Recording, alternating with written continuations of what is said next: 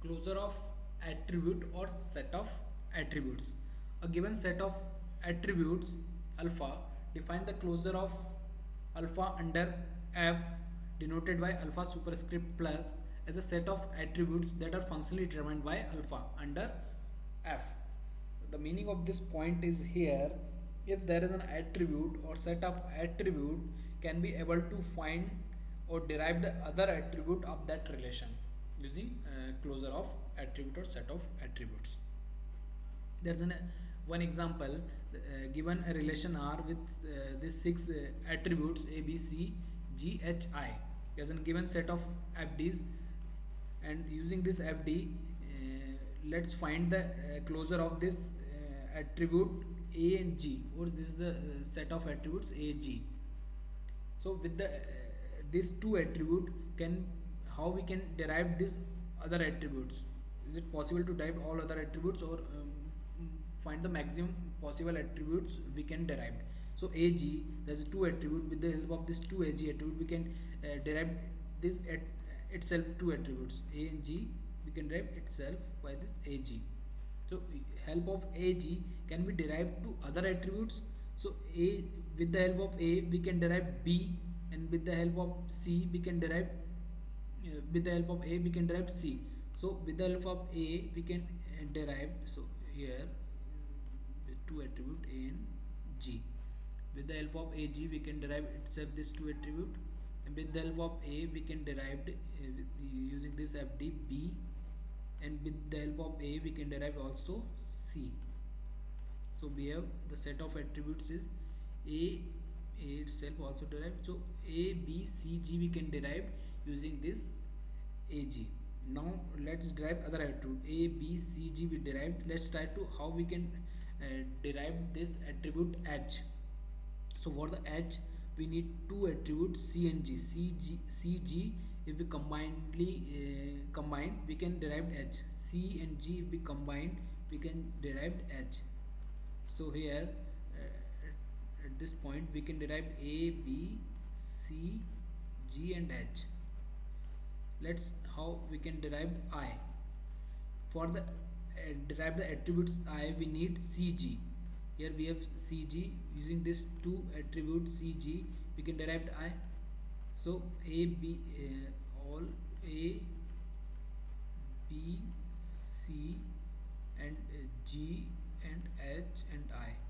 All this attribute of this relation R we can derive using this attribute AG. We are able to derive all the attribute of the AG. So we can also say this AG is a set of attribute which derive all other attribute of that relation, or in simple word we can say AG is a super key of this relation R. Check AG is a candidate key. For candidate key there is one condition is it should be minimal. AG is super key. Yes, AG is super key because it's able to uniquely determine all the other attributes. And if is there any other subset of this attribute AG is also able to derive all other attributes? What is the subset of this AG? Alpha, A, G and AG and phi. So let's check. A is able to determine all other attributes of this relation. With the help of A we can determine B, with the help of A we can determine C. So with the help of A we can determine A, B and C. For determining G we need we cannot determine G without any other G we have available, but we have not available G, so we can say A is only able to determine A, B and C only. So A is not a super key. Let's check G is a super key.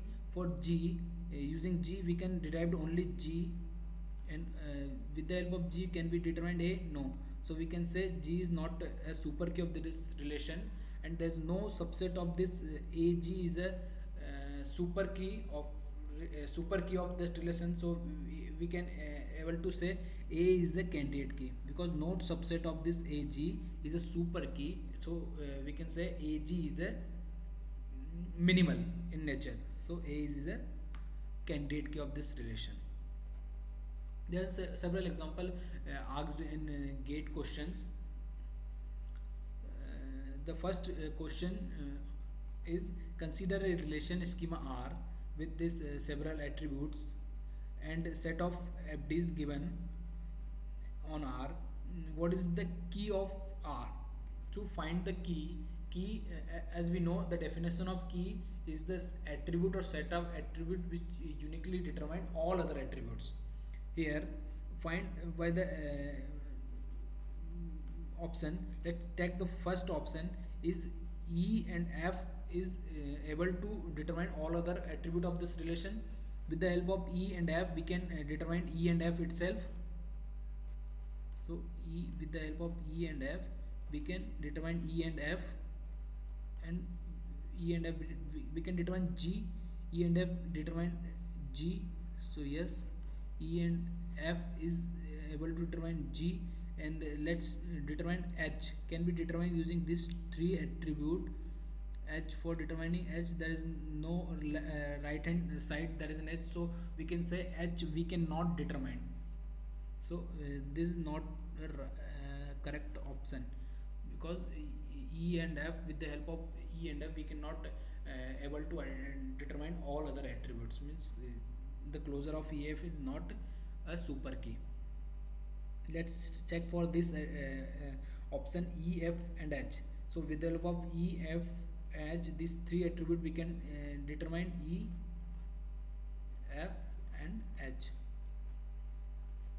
E, M and F, H can be determined. G, with the help of E and F, we can determine G. Can be determined I, with the help of F, we can determine I and J. With the help of F, we can determine I and J. Here we have F, so we can determine I and J. Can be determined K. For determining the K, we need E and H. Yes, we have E and H given, so with the help of E and H, we can determine K and L both. K and L, we determine K and L. Can be determined M. For determining the M, we need K. Yes, we have K, so we can say we can determine M as well. All other attribute, all the attribute of this relation we have determined, so we can say this is a key of this relation. At the same way, you can check for all other attributes. That's the next question is, in a schema with attribute A, B, C, D, E, following set of functional dependency are given. These FDs are given. Which of the following functional dependencies not implies by the above set?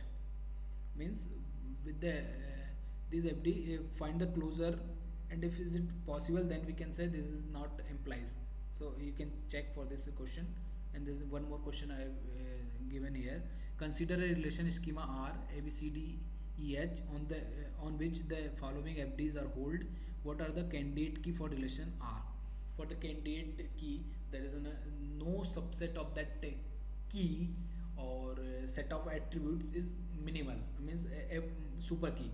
So you can easily check for this question as well. Thank you. That's it all about the FDs.